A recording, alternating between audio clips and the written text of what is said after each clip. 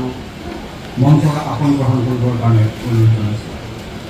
সময় বহুত তাকৰ, সেইকাৰণে ছাত্ৰ ছাত্ৰীসকলৰ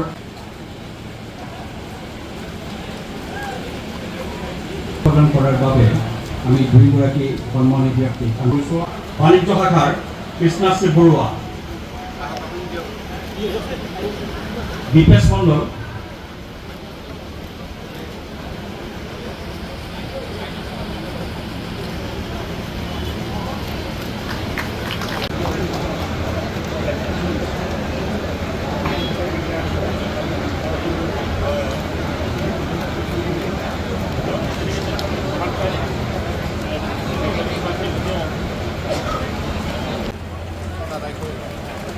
চেইন প্ৰভাৰ স্কুল ৰাংগুৰৰ অধ্যক্ষ একোখন গামোচা আৰু অনুদান পুঁজিৰ 2 লাখ টকাৰ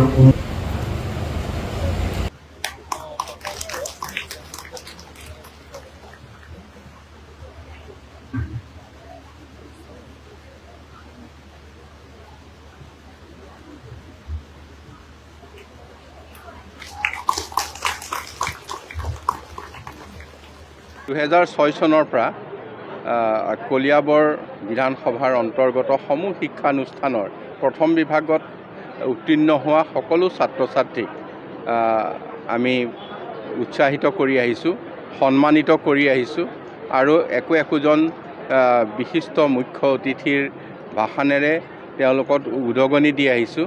গতিকে আমি আশা কৰিছোঁ তাৰ পিছত আমি বহু ছাত্ৰ ছাত্ৰীক পৰৱৰ্তী সময়ত দেখিছোঁ তেওঁলোকে কলিয়াবৰলৈ আকৌ সুনাম কঢ়িয়াই আনিছে, তাৰ কাৰণে আমি গৌৰৱান্বিত।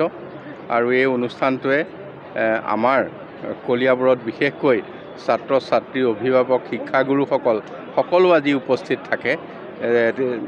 তেখেতসকলৰ এটা সন্মিলিত ইয়াত উপস্থিতিয়ে আমাকো উৎসাহিত কৰে।